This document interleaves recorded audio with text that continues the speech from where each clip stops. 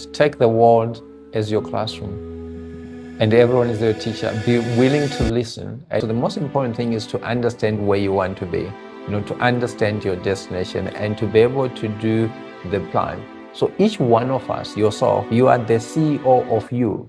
In order for one to succeed in this life, you need to sacrifice one thing. In your case, which one did you sacrifice?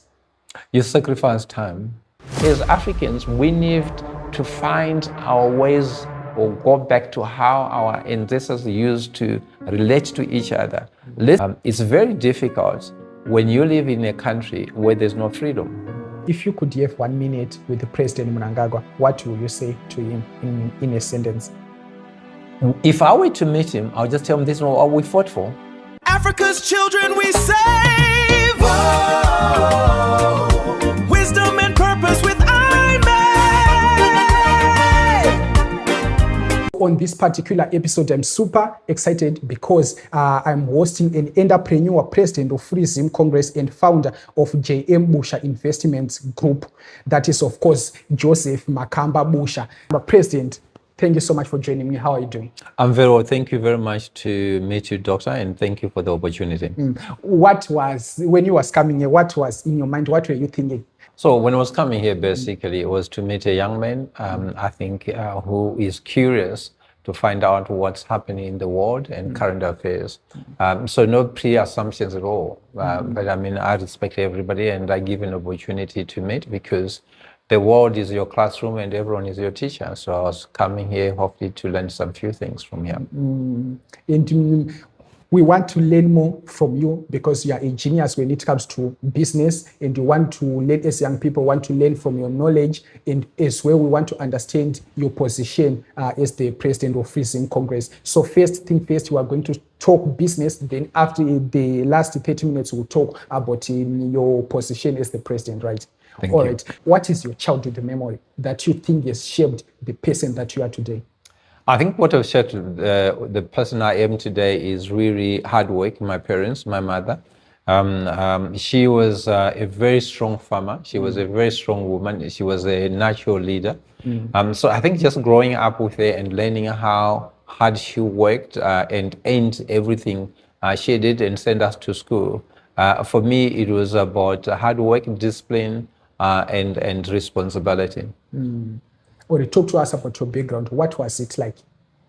So my background, I think, was the same as many other Zimbabweans or Africans out there, because I think a lot of people, when we talk about our past, we try and picture a background where, things were very tough and we kind of break through, the cycle of poverty and everything that really engulfs lots of African families. So I think my family was just one of those. Of course, you just have to work on the farm. So I grew up working in the fields and going to garden and going to school. So, only later in my years in high school, that's when I came to Harare. But my primary school was in the villages. In Murewa? Yes. Oh, okay. Yep. How was your experience in Harare? So I'm asking this information so that we'll understand how did you started your company. Yeah. So basically, as you put it earlier on, the foundations are very important. So I was born in Mtoko before we went to Murewa. The foundations are very important, and if you brought up about respect and hard work and earning whatever you have, those things don't get away from you, right? Okay.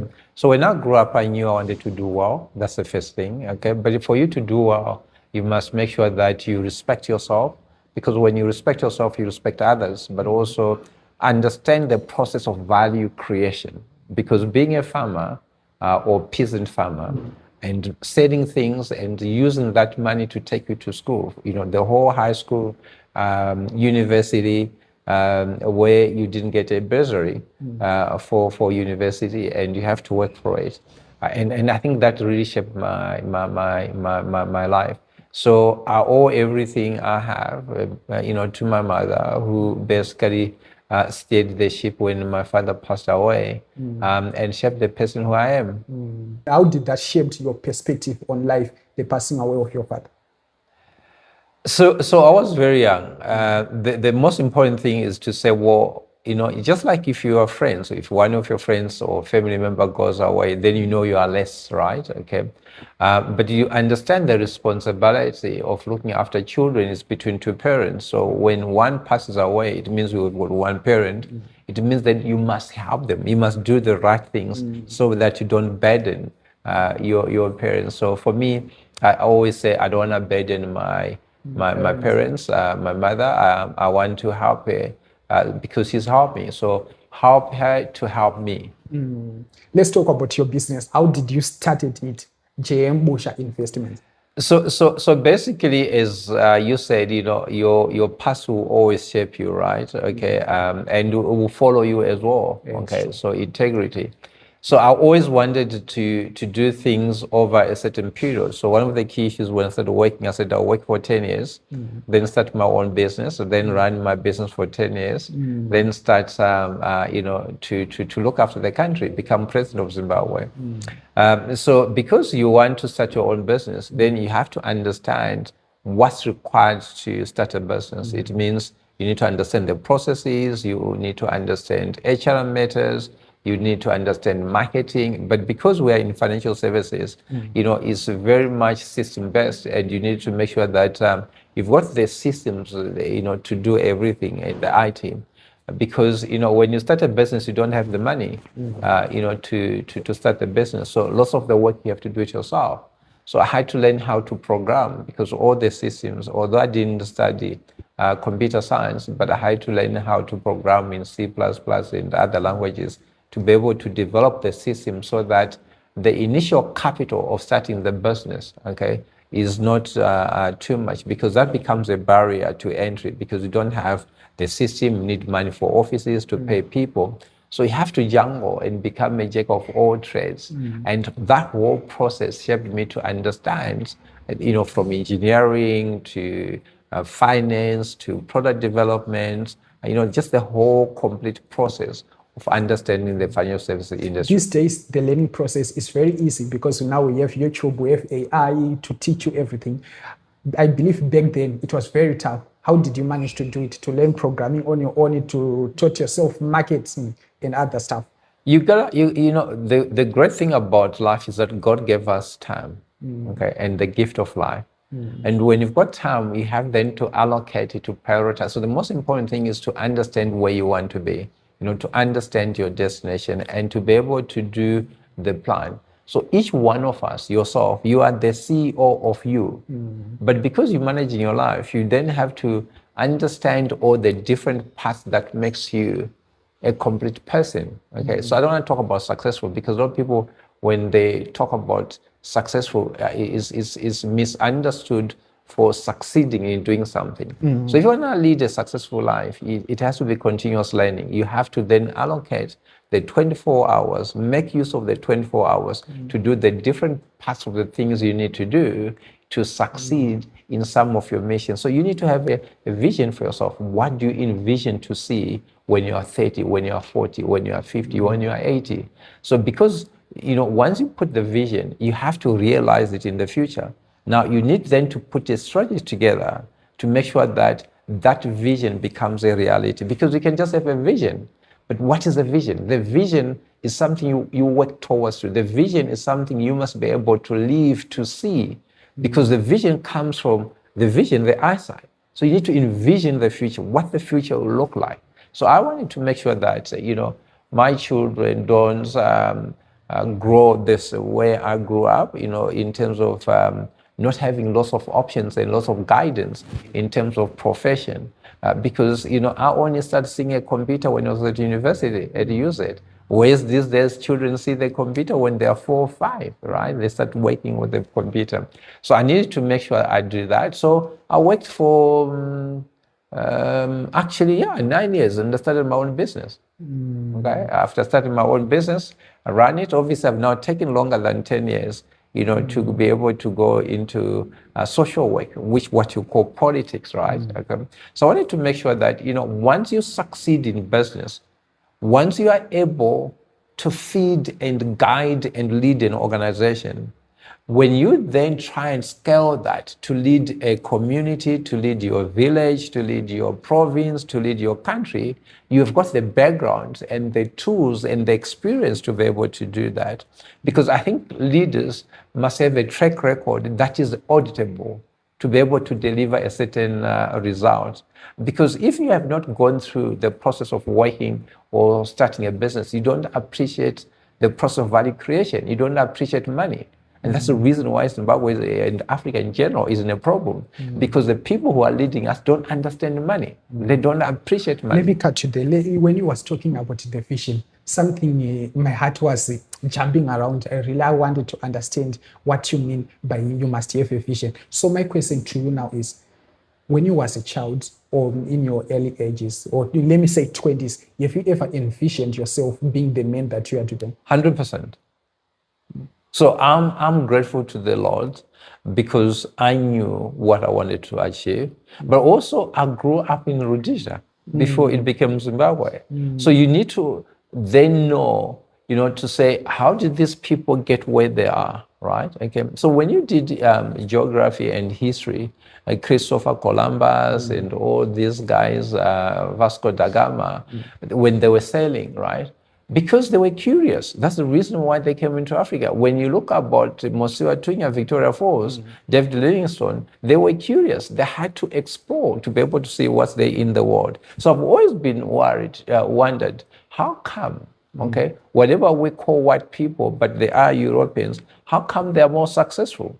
How come they're able to craft things and go to other countries and do better than Africans? Because during those days, when you look at the guys who used to come to farms and tell people what pesticides to put on and what seeds to plant, they used to come with horses, right? The Europeans, we used to call them wajoni. So they would go. So you'd look into that and say, when they come, everybody respects them and stuff like that. So I've always wondered, as Africans, how come? How come? Despite the fact that, the civilization talked about, in history and everybody claiming that civilization started in Africa, how come we're still very poor? How come when you go to England, if you go to China, right, you're going to speak their language, you don't speak Shona, and they're going to employ you. When they come here, we have to respond to their needs. So for me, that inspired me. I'm inspired by people, but certainly that curiosity to say, this is what I want to do. So I knew I wanted to be president. I knew for me to be president, I must be able to look after myself first before I can look after other people. And that means hard work.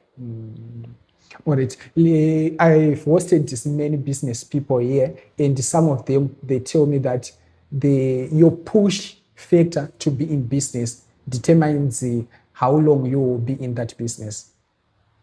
So I want to understand from you, what were the pulling factors and the pushing factors that landed you in entrepreneurship side? To serve people. Because we live to serve each other, right? Okay. Through serving each other, we serve the Lord. Okay. So we don't live in a vacuum. So the push is, how do I help my mother? How do I help myself when I was able to help myself? Because all of us, we start being looked after by our parents. Around 25 and some other period in our lives, then we can look after ourselves, then we can look after our families. And the natural progression is to help your extended family, then your clan, if you can, then your community. But I'm more driven by the community because everybody is part of my family. Yeah. So we need to make sure that we design solutions that can cater for our people. So there's massive financial inclusion today. It's even worse than it was during colonial era, okay, in terms of financial inclusion, because in the 70s, in the 80s, it was easy to get a job than now. If you had come from the village into Harare in 1975, you would not take more than a month without getting a job. Okay. You would not take a month without getting a job. Because the opportunities that were there. as long as you can demonstrate that you understand, you are keen to work and to contribute to the growth of the company. We're going to talk about unemployment and the other things that are happening in our country. But for now, let's talk about the entrepreneurship. Are they born? Are they trained? So entrepreneurship, just like leadership, there's, so you've got two types of leaders, the natural born leaders and those who want to learn from others. But if you're a natural born leader, you can develop further. It means you are always ahead from a cutting edge perspective and innovation. If you are basically not a natural born leader, you learn from others.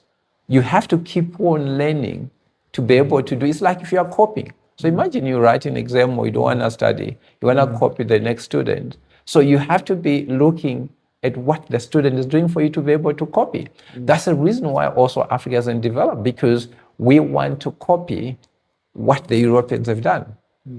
Doesn't matter whether it's in sports, soccer, we want to play the type of soccer that is played in Europe. That's why we will never win World Cup, because we learning from them.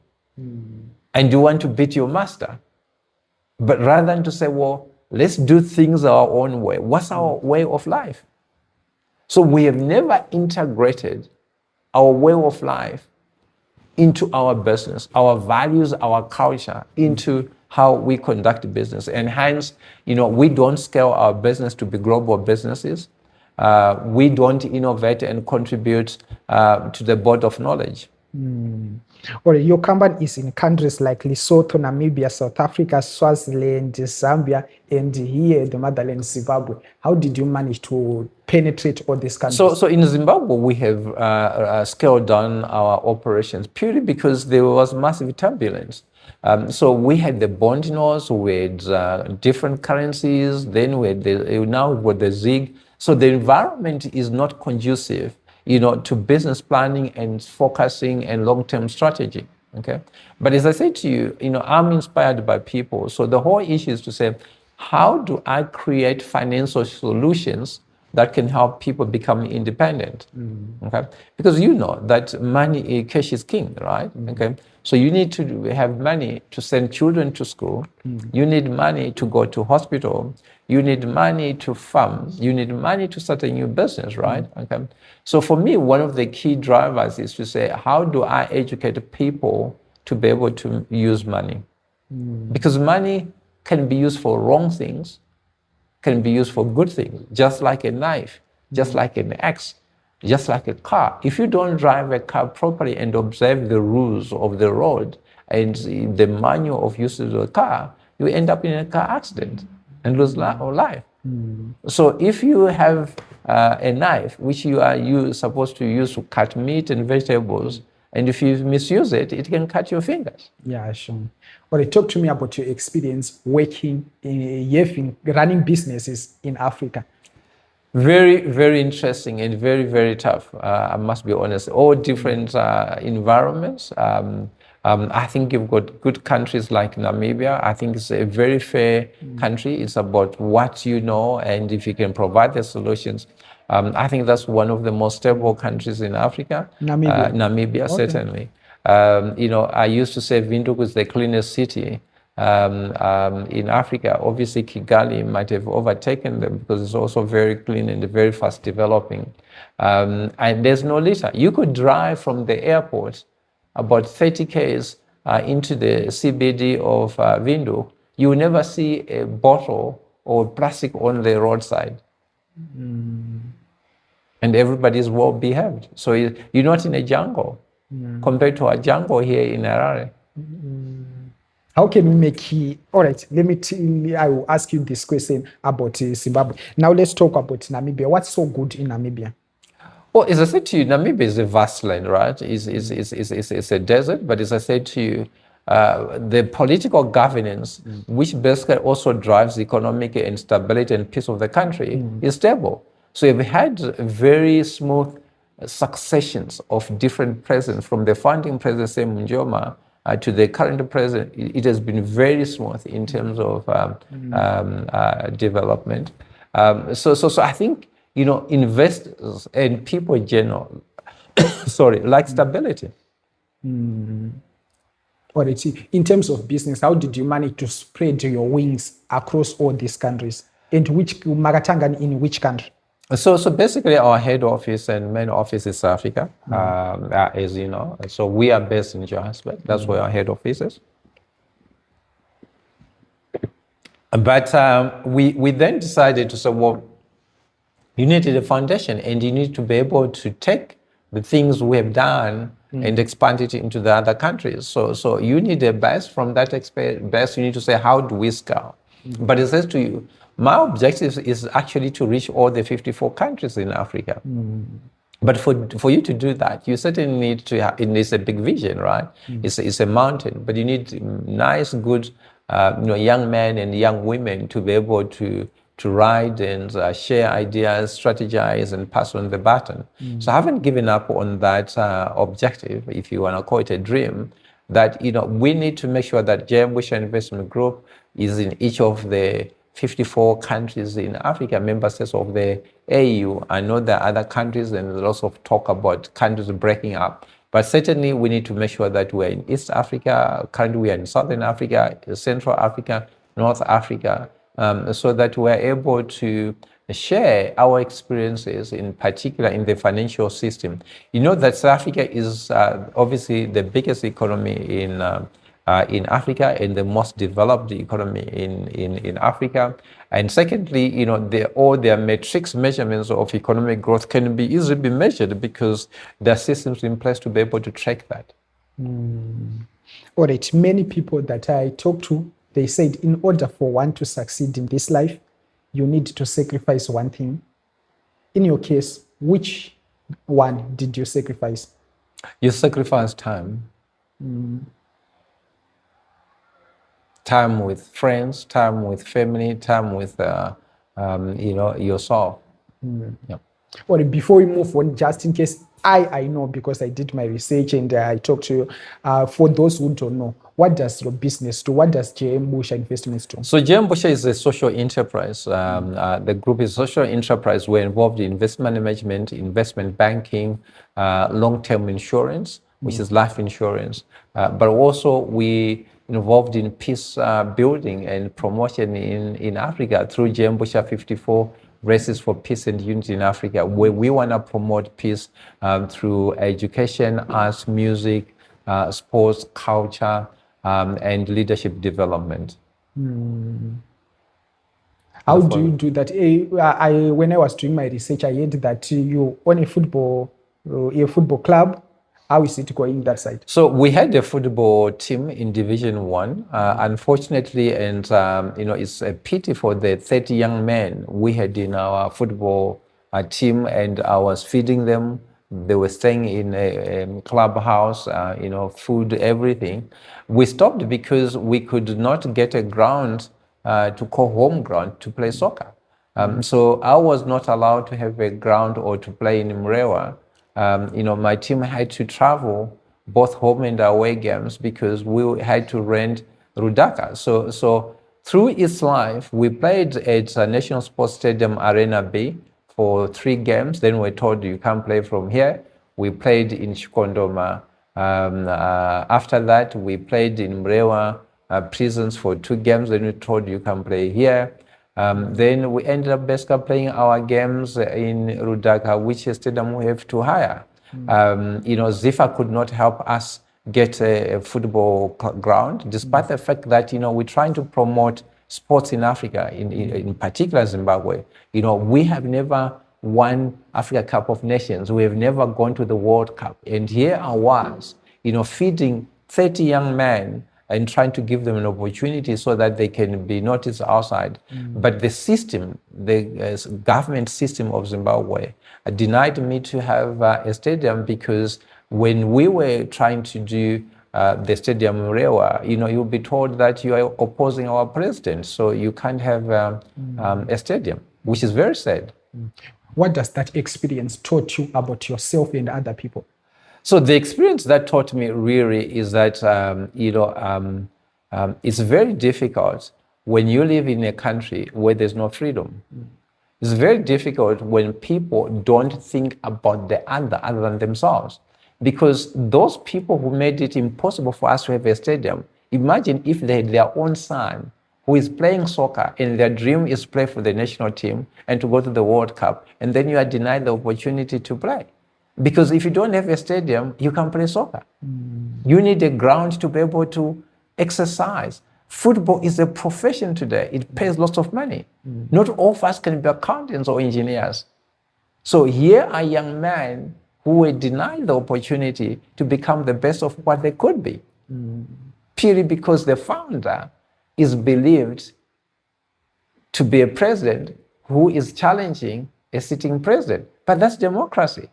But, it does not mean that one day, what about if I die before I become president? But now they've already denied young people the opportunity to do that. If I build a stadium, I don't take it with. It becomes a national asset because other people will come and use it. The late President Mugabe built Blue Mansion. Who stays there? Nobody uses it. It's just a dilapidated infrastructure that is sitting there. But when you're trying to do something good, unfortunately in Zimbabwe, they want to know who you are, what are your political views, rather than what are your developmental goals. All right. Many people, many business people, many motivational people, motivational speakers, they always say how they started their business and the results, which is the current state of the person. So there is always a missing middle or something that they do in between. Yeah. So in your case, what is the missing middle? Who helped you on that journey between? What did you do? What exactly did you do? Well, as I said, I just followed my vision. So I had a plan. You need to have a plan.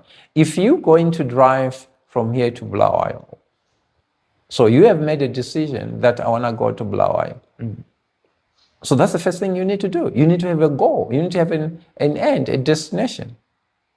That's the vision. You envision seeing yourself in Bulawayo because you've made a decision, I want to go to Bulawayo. Then you start planning to say, to go to Bulawayo, what do I need? It's 470 kilometers. Am I going to go by car, by bus, or by plane? So you start thinking about the mode of getting there. Then you start looking at the cost to say, if I go by plane, do I have money to go there? If I go by bus, do I have money? If I go by bicycle, can I get there? But also looking at the time factor to say, what do you need to do there? And when? How soon do you want to do what you want to do? Please, in a nutshell, tell me about your vision. What was it like? Because most of people, we end up changing the plans. So we want to understand. So my vision is to make sure that, I leave a legacy of good leadership, exemplary leadership, where nothing is impossible. You apply your mind, you are willing to do it, you stick to it, you do good, you succeed. So my vision is to see every African, every human being on earth being free from the bondages of oppression, subjugation, and exploitation from a labor perspective. All right. With the high rate of unemployment in our country, what do you recommend young people to do? So there's been a lot of talk about that. No, form your own business, do this and that.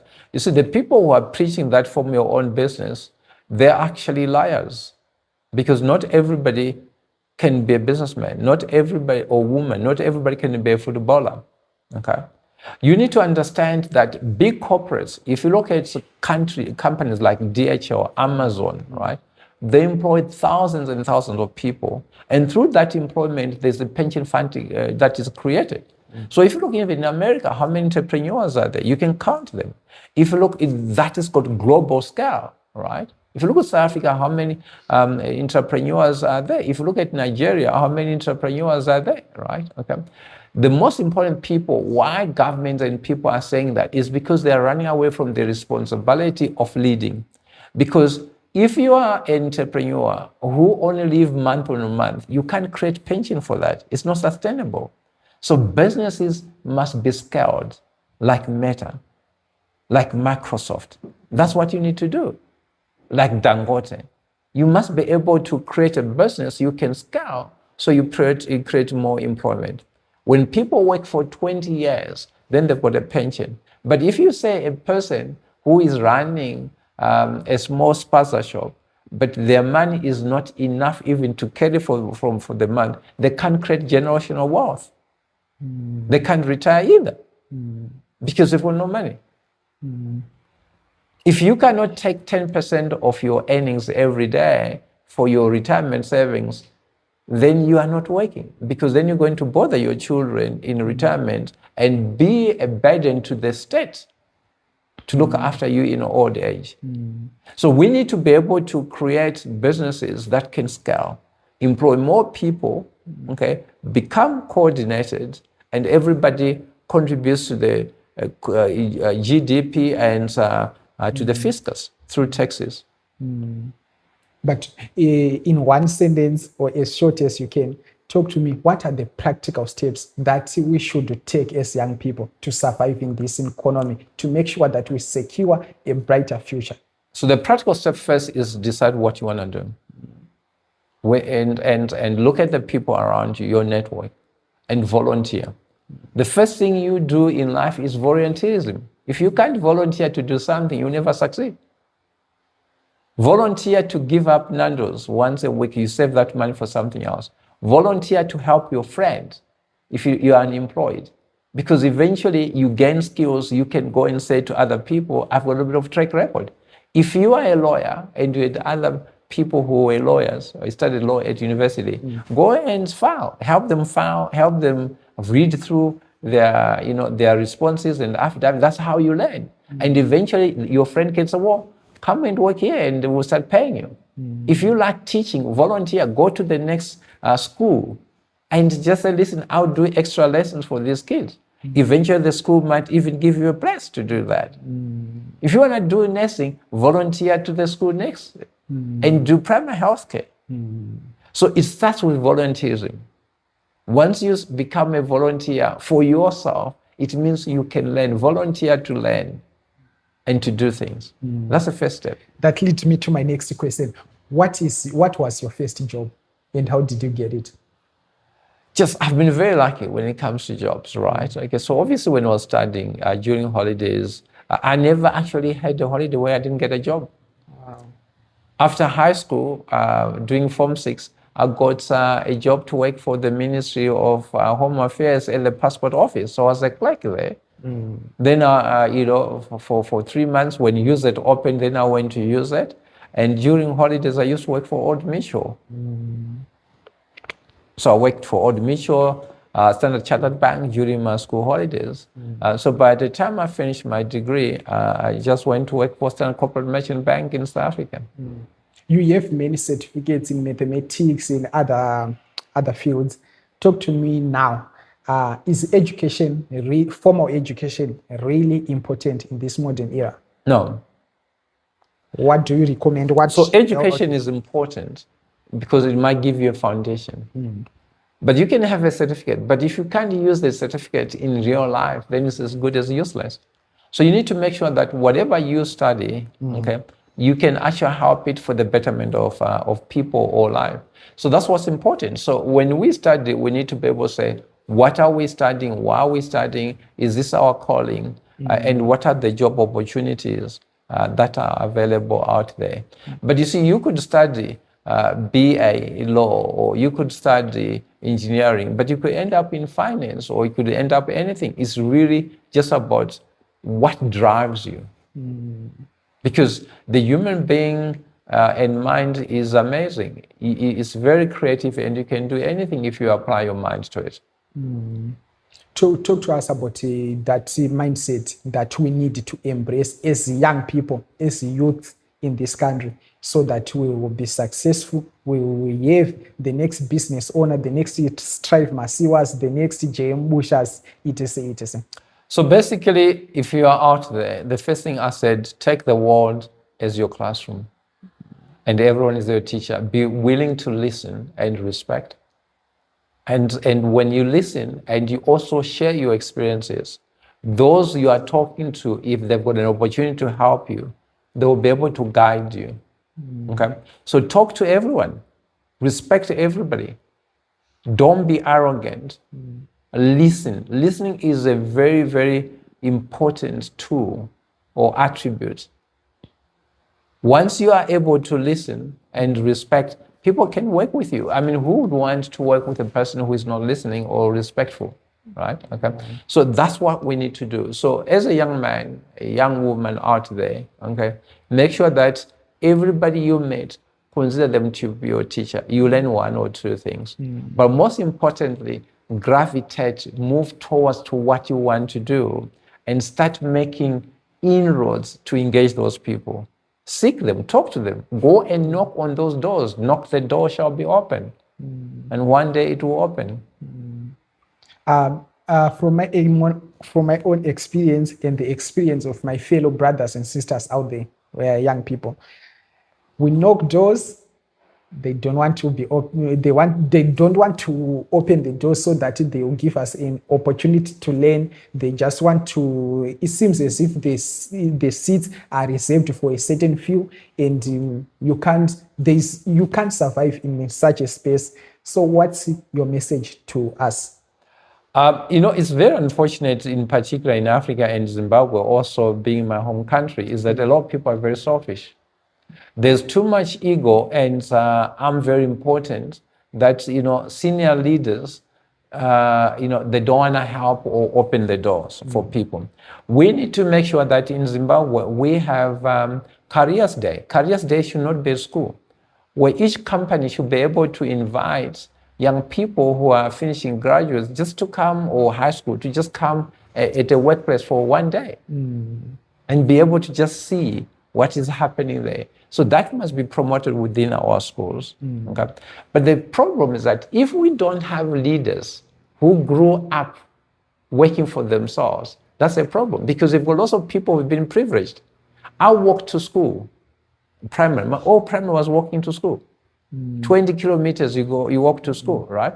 Now, if you have leaders who never experienced that, then they will close the door because they don't understand what it is to live. Well, due to our time, let's move on to my next question.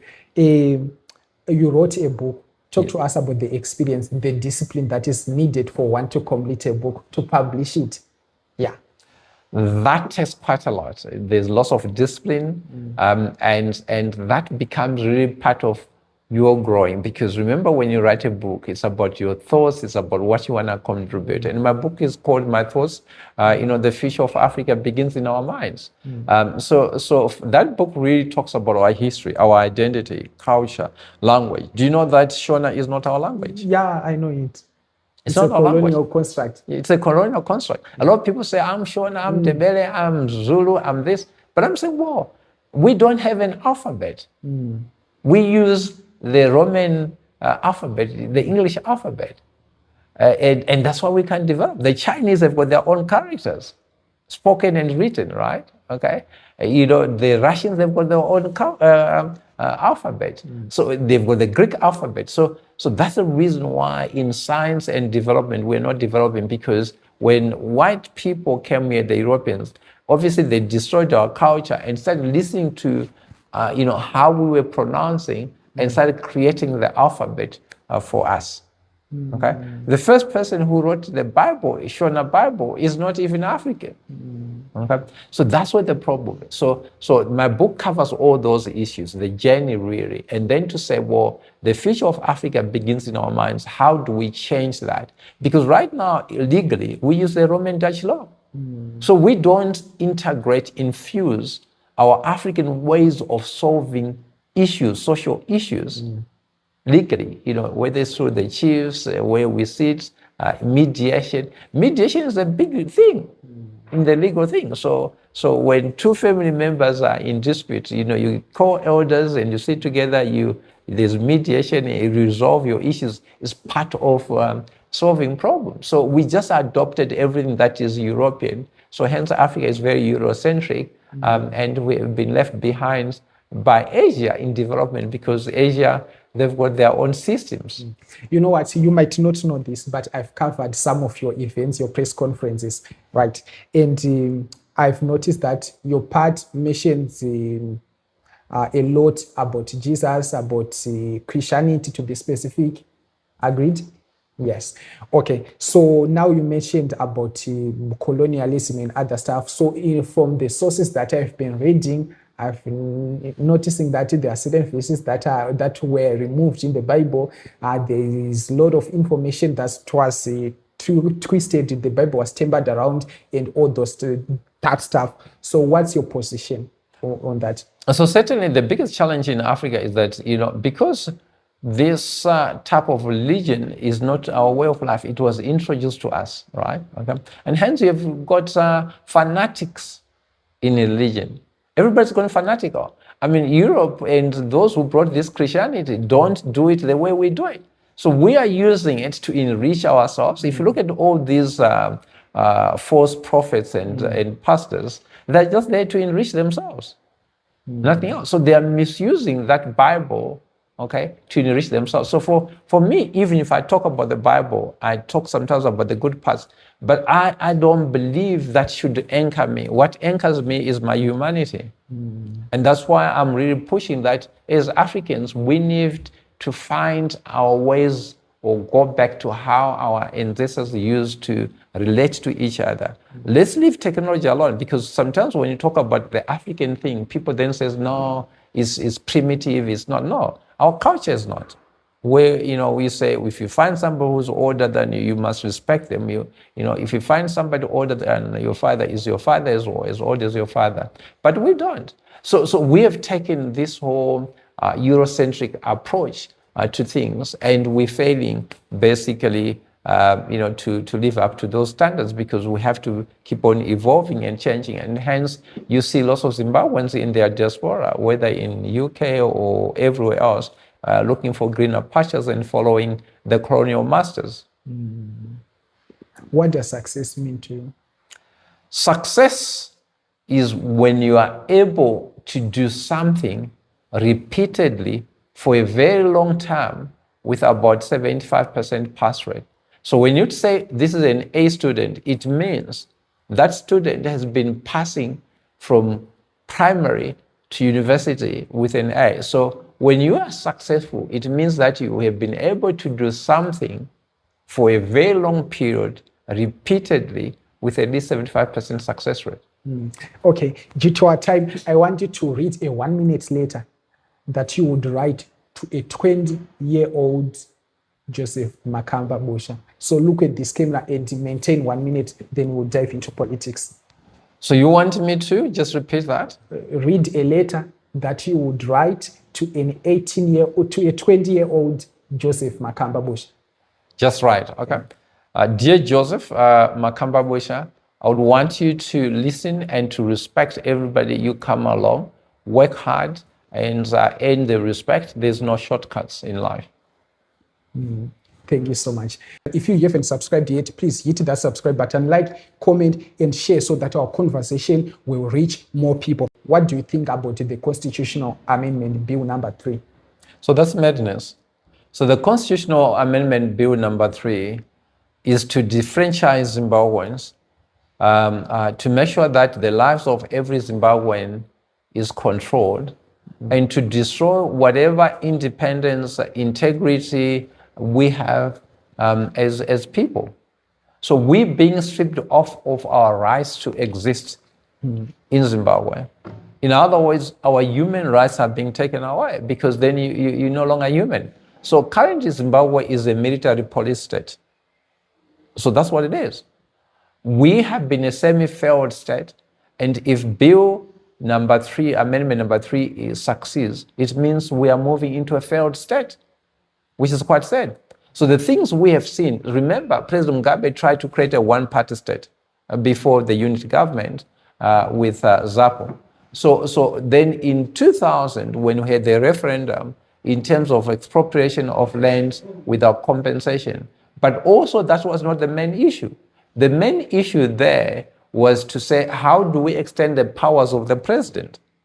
So he also wanted to create the life president. So what's happened here, President Mnangagwa is just trying to copy what President Mugabe was trying to do, okay? By now introducing in this country a law that says at any particular time, a president can say, well, please for whatever his vision is, because nobody understands his vision. He has never sold the vision to anyone. We don't know what that vision is. It's his vision and whoever he's close to, okay? What about the vision 2030? Well, what is the vision 2030? Because it has never been told. So if he failed to achieve something from 1980, him being part of government, what vision? We're already like 47, 46 years into the so-called independence. So the biggest challenge with that is that he wants to remain president of the country without elections. So in other words, he wants to ban elections in Zimbabwe and become a life president. Because what stops them and him leading that, once we get to 2030, to say, well, I didn't finish. They can change the constitution again in 2030, because once the president has been set, it will be able to follow, right? Okay. So what they're looking to do here is to create a dynasty. Okay, there is a totalitarian system that is being there, authoritarian system that is there, a military state that is there, where there's a war. You can't argue with us. So if you look in the old socialist system, okay, where you've got the bourgeoisie, the farmer, which is the manager, and the peasant. So the peasant does all the work to give it to the manager. Then the manager gives everything to the bourgeoisie. The bourgeoisie then distributes as they see fit. So this is what's happening. So the president would decide, and you've got the people in the middle. The rest of Zimbabweans will be working, not for themselves, will be working to feed the top guys. So the middle people are just there to control the majority. And the top guys was the bourgeoisie, and if I convert that from the president to the cabinet to the masses of Zimbabwe, the masses of Zimbabwe will work to feed the MPs and the cabinet. The cabinet then will give it to the big boss. The big boss then, who is the president, then allocate for the rest of the citizens. Mm-hmm. All right. The bill attempts to bypass the current constitutional safeguards that prevents incumbents from benefiting from their own term limits amendments. And so as a political leader, what is your plan to challenge this? Well, remember what the biggest challenge in Zimbabwe is, I said, we are living in a military police state, right? The judiciary is captured, because most of the judges have been given houses and cars and stuff like that, okay? Parliament basically has been captured. ZANU-PF is 2/3 in parliament. Cabinet serve at the behest of the president, at the pleasure of the president. So that's why they will support it and so on. So would the legal process really solve the problem in Zimbabwe? It is a tool we can use, but we also need to go to SADC. Because SADC, because Zimbabwe is part of the 60 member states of SADC, the community, the countries, to say, well, some of the rules of good public governance are being taken away. And one of it, in terms of the power, is... Let me cut you there. SADC is a toothless bulldog. What's your pushback on that? Well, it is, but we need to basically be able to push that. The same thing, we could talk about the courts here, that we won't be able to achieve anything. But I think, it depends who has been engaging SADC. So what I'm saying to you right now, we have a team that we are working with that is going to really test SADC, whether SADC really is just a toothless organization that does nothing. But we need now to be able to reveal and expose them for who they are. If they're just yes men to protect each other, Zimbabweans are dying. I just heard a lady who committed suicide at Bedbridge after her grocery was taken or confiscated by Zimra. Why are Zimbabweans still streaming to buy groceries in South Africa if Zimbabwe is self-sufficient and is independent, right? Okay. We've been listening to lots of lies. That ZIG is backed by gold, but the currency basically is not used in Zimbabwe. Because if the currency is used in Zimbabwe, and to tell you, one of the most important tool or asset we have to show that we're Zimbabweans is a passport. You don't pay the passport in ZIG. So if they believe the ZIG is a good currency, why are they not saying people must use the ZIG to pay for the passport? It's a dollar. So that shows already they don't believe in the ZIG. That shows already that we are being led by a government or by people who are failures. So I don't want to say they have failed, they're actually failures, because there are lots of examples where they failed. They failed to have a currency. We don't have our own currency. So there's no independence, there's no sovereignty. So the so-called sovereignty is just being talked about. But what defines sovereignty? Sovereignty is just not the territory, the land called Zimbabwe, because that's not in dispute. So these guys are failed. I mean, it's painful to be led by failed people. You know, these guys are known to be ruthless when it comes to these issues. They don't want people to express themselves, to share their views in public, like what you are doing. Are you not scared? Scared of what? But I'm just telling the truth. Can you apply for a passport using Zik? No. Thank you. So that's a fact. So they can't come to you for speaking the facts, right? Okay? Because you see, you only get scared of people who cannot think properly. Because here we're talking about practical issues, about ideas. Only cowards resort to force to subdue critical thinking. All right. The bill also proposes that the president will be elected by the parliament rather than a direct public vote. So how do you respond to the claims that this aligns Zimbabwe with other parliamentary democracies like South Africa and Botswana? Well, we don't have to follow that. We don't have to follow South Africa or Botswana. But if you look at Botswana, they've got systems that were left by Sekama. They have universal healthcare system. They have certain industries where they've got competitive advantage. South Africa is in tatters. What was put there to say that it has to be parliament because the National Party, the former apartheid government, knew that if they give power to these guys, they're going to lose. So they wanted to find ways of controlling the people and controlling the government.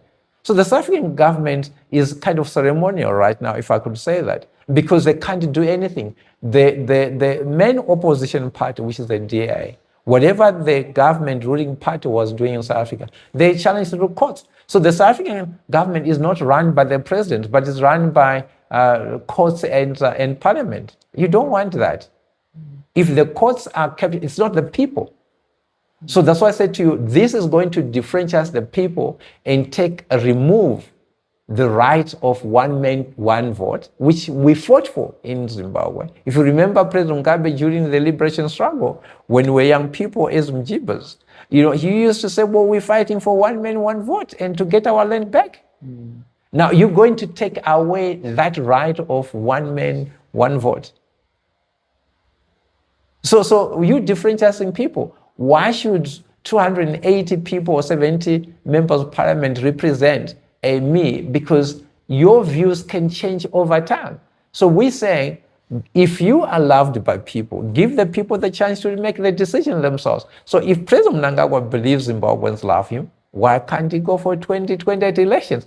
Actually, I would propose that we would not have a problem if ZANU-PF puts President Mnangagwa as their candidate for 2028. And then if he wins, he can get not 2 years, he can get another 5 years from 28 to 2033, which means now he's going, but that's democratic through the will of the people. We're saying bring him on in 2028 and we'll beat him. Bring ZANU-PF in 2028 if they stop using military and the police and everybody, if they dismantle the police state and have free and fair elections in Zimbabwe, ZANU-PF will never win elections in Zimbabwe. In Zimbabwe, we've noticed, I'm saying from the majority point of view, we've noticed that for one to lead this country, you need to have a gun which is military and police, and you must have the bag, which is money, to finance all those things, and you need to have the people, which is people who will vote for you. So if you lack one, you will never, ever, ever lead this country. What do you have to say about that? So basically, I know Zimbabwe right now, money is the biggest thing. They're using money to buy everybody. They buy people chicken when the children back home, they've got nothing. And I'm saying to Zimbabweans, please stop getting chickens, which you can only eat at the rally. But when you go home, you go back to your hunger and environment. So we need to change that mentality. But coming back to the army and to the police, these are people who live in their communities. So there will come a time when they see true leadership, and true leadership is here. We're going to present true leadership this year. We're going to present alternative government to kind of what we have. And people are going to see for themselves the capable leadership. If you haven't subscribed yet, please hit that subscribe button, like, comment, and share so that our conversation will reach more people. All right, you can continue from what you are saying. So basically, I'm saying all these things you're talking about, money, you can't compete because they're using state money. Okay, so we can compete with them on money. But what we can compete on is basically being able to sell our ideas to the people of Zimbabwe. That we're doing this for the future of your children, for the next generation. We're doing this for Zimbabwe. This is your country. This is our country. So we need to stand against us being killed slowly by being deprived of our right to vote, by being deprived the right to assemble, by being deprived the right to work or to practice any choice of profession. That's what we need to fight. But you were saying the army and the police. I'm saying the army and the police is made up of Zimbabweans. Those are Zimbabweans who are serving in those roles. So we need to be able to communicate there's nothing to fear. And once the new government, the alternative government comes in, things will be better. So I don't want to live in the Second Republic. I want to live in Zimbabwe. We never fought for Second Republic. So this whole idea about Second Republic is a fuss. Let me cut to if you could have 1 minute with the President Mnangagwa, what will you say to him in a sentence? If I were to meet him, I'll just tell him this is what we fought for. You have no capacity to run the country, and we could do better and look after you into retirement so that yourself and your grandchildren and your children can live better in the country. In your own view, what specific risks does this bill have on marginalized groups? This bill, non-marginal groups, every Zimbabwean who is not part of the top 200 ZANU-PF is going to suffer. So it's not targeting any one specific group, it's targeting every Zimbabwean who is not controlling the money and who is not in executive. An MP can lose their jobs. They don't understand that. A minister, you can lose your job. But the most important thing is don't think about yourself, think about your children and your neighbors' children. But from a political point of view, what's wrong with our education system? And if you are given an opportunity, what are the things that you will change? So the education system, in terms of, I think, obviously has changed quite a lot, and some of the things that are being introduced do not, are not good for the future of Zimbabwe in terms of innovation and in terms of developing a competitive advantage as a country. Because we need to say, what is our resources, right? The people and some of the natural resources, and do we have the capacity and the skills, the know-how to be able to tap into those resources to benefit our people? So if you are led by people who don't understand business and education and the value of education, okay, then we can't go anywhere. I just believe that the people who are running Zimbabwe are not capable of running Zimbabwe for the benefit of Zimbabweans. They are there for themselves. That's full stop. What will we change in our education system? So basically, we would change to make sure that we move towards science and agriculture and things that makes us who we are. Things that basically will make sure that there's maximum economic benefit. We extract maximum benefit from the resources that were created for us. But you mentioned that also President Mnangagwa must just agree to have elections in 2028, and he will lose. Yes. From what we have already seen from the past elections, ZANU-PF is always announced as the winner according to SEC. So what gives you that confidence that it will lose? So they will lose because, there's a time when reality will hit. Okay. So people know that there has been manipulation, rigging. So you've got lots of organizations like FAS and lots of organizations that are formed towards elections to intimidate people. Okay, so the credible, the good war veterans that were there, they're also tired of what's happening. The civil servants are tired of what's happening. I mean, they get bribed. They get corrupted by the top so that they continue. I mean, if you are a Zimbabwean, why would they say that? If you are a civil servant, you can go and buy a car, say for 5,000, which is duty-free, and you don't qualify for that car if you go to a bank. That's corruption, right? Because you're not looking for a car, but you have been given this incentive, right, to go and buy a car, which you can maintain. Your income does not allow you to buy a car. But they've been encouraging that. So that's why they kept the civil servants as well. Okay. But where are people buying their fuel? From their service stations. So this is a self-serving government.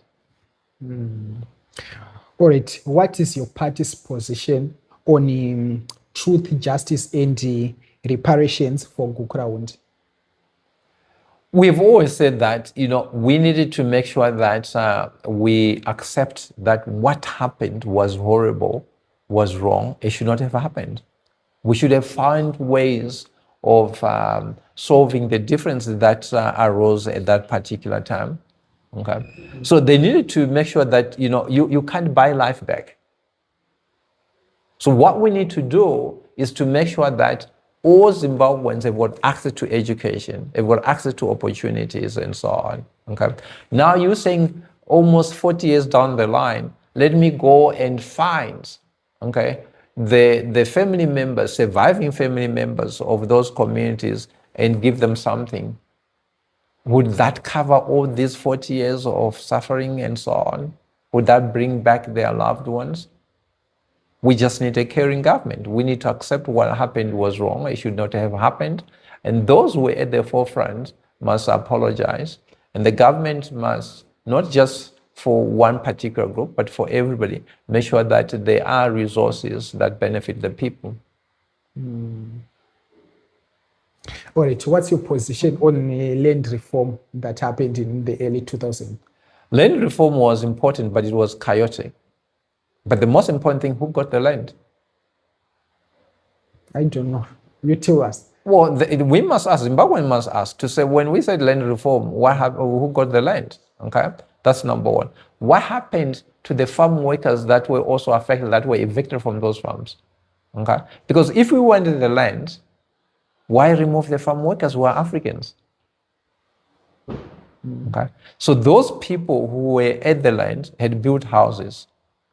Okay, that was development of the art. So they must be compensated for the houses by the person who is staying in the farm, not by the fiscus.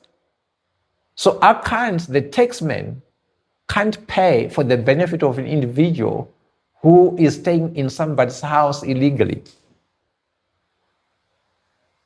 So what's supposed to happen is that we take the land and get it distributed not to an individual, but it reverts to the state. And make sure that there is enough food production. Would you be happy if you're an agricultural student and you can't get a job? But we still got land. In Zimbabwe, there is a thin line between the state and the ruling party. Yeah. So to a Zimbabwean who is out there, there is no difference. Yeah, because they've made it that the ZANU-PF is the government of Zimbabwe and ZANU-PF is Zimbabwe. Also, do you believe in that white farmers should be compensated? If white farmers are being compensated, by who? First, I'll ask you, who should compensate them? By the people who took the farms. Yes, whoever is staying at that farm must compensate. Not taxpayers' money. Let's talk this. These people, they come, they colonized us, they took our land forcefully, and why should they be compensated? No. I'm saying they must be compensated for the house that is there, not for the land. What about the profits they made with our free land? The profit they made with your free land? Well, that can be a different debate altogether. But when you say compensate, who is compensating them? You haven't answered me that question. You tell us. No, but you're saying that why shouldn't they be compensated by who? Because I don't believe anybody should compensate them. Okay. If I move into your house, you can say this is my house, right? Because I built it. But if you say this is the land, I can say, where did you get the land from? Who did you pay to? How much did you pay for it? So they cannot answer on the land, but they can answer on the houses they built. So I want it to be very clear. Yeah, sure. The land redistribution was very critical and important, and it was one of the, not even one, the main reason why we fought the war. Okay? But my question is, who should compensate? Who is enjoying the land and who took the tractors? Because the tractor was not there. God did not create 10 tractors at a farm or a combined harvester. Somebody bought that. So those things they must take and leave the land. So if somebody then went to take the land and the tractor, that person who is using the tractor must pay for the tractor. All right. Back then, pre-colonial era, the land was communal. And these days it has changed. And what do you think about land ownership altogether? So there has to be private land, okay, in terms of individuals, because we all work and till the land differently. So I believe in title deeds that people must get land and work on it, okay? So that I've got no problem. But I don't want us to confuse people who took people's houses and tractors and lorries for land. Land is a separate thing altogether. So I want the debate to say, I was staying on this land, on this farm, I built this house. My house is worth this much. I need my tractor, I need my planter. Then the person who is using the planter must compensate for that. According to the conversations that we have and the voices that we took from the people out there, they say they want young blood on this leadership position. Do you think this position must be held by people who are young? It needs younger, experienced people. So all those things are very relative. Or also, are you mentoring someone from Zim Congress to take on the leadership positions? Yes. Okay. We're very open, and we want to make sure that we pass the baton. So there has to be generations. Things change. So the people who were leading the liberation struggle at the forefront of the war were in their teens. And the senior people were in offices in Mozambique, Zambia, and other countries. So it's always like that. Every revolution is led by young people. So the industrial revolution must be led by people. The change of leadership and thinking must be led by young people. Your time is Thank you running very fast much. and furious. So Let let me ask you this question. What's your 3-step plan to stabilize our economy? And what are the guys in power doing wrong? The guys in power doing wrong is that they basically don't know how to manage the economy. They don't know Zimbabwe's strength. They don't know Zimbabwe's assets. Zimbabwe's assets are people and resources. But those resources are being plundered and taken away out of the country, and the young people are roaming the streets. But what's your 3-step plan to stabilize the economy? The 3-step plan to stabilize the economy is obviously to get a new government in place first. Because you can't stabilize the economy from outside. So you need to get the people who can run out and put people who can control the machines. If you are not a good driver, you can't be driving. So that's the first step. Once you get the driver out, you then put a new team that is there, okay? And then you put a national vision that can be bought by people. We need to create new industries to create jobs. As a tradition, we have what you call the final 5. I'm going to ask you 5 questions, then you answer them as short as you 100%. can. Yeah, sure. So my first question is, if you are to make one universal law that everyone must follow, which one would it be? Universal law. Everybody is free to do what they need to do, but with respecting other people. What is the best advice you ever received? The best advice I ever received is that I must do what I can do best. What is the worst advice you ever received? The worst advice I ever received, that there isn't much, right? Because, no. There's no worst advice I've ever received that is worst. Okay. So if you could change one thing in Africa, which one would it be? If I could change one thing in Africa, I would change, the habit of receiving free gifts. What's the biggest lie you believed for the longest time? The best lie I believed. The biggest lie you believed for a longest time. That's a very difficult question in terms of what is a lie. The lie that could be there, I never believed it anyway, because I think very early I understand that religion could disturb your mind if you're not critical about it. Okay? But also the so-called liberators who are not liberating us could take us for a ride. So I never believed anybody could liberate you. Nobody. You only liberate yourself. And Christianity was there to just manipulate us, people. All right, thank you so much. I wanted us to dig deep into this conversation from colonialism, Christianity, this bill, to dig deep into it. But due to our time, I really appreciate you travel all the way from Murewa to come here to sit with me to have this important discussion. I hope someone out there learned something, and I hope it will change someone's life out there. Thank you so much. Thank you, sir. Thank you very much. Any parting words? So before we close, talk to Zimbabweans out there. Zimbabweans, don't be fooled once again. Vote no to any constitutional amendments that would allow the sitting president to carry on without elections and to take your right to vote for the president of your choice.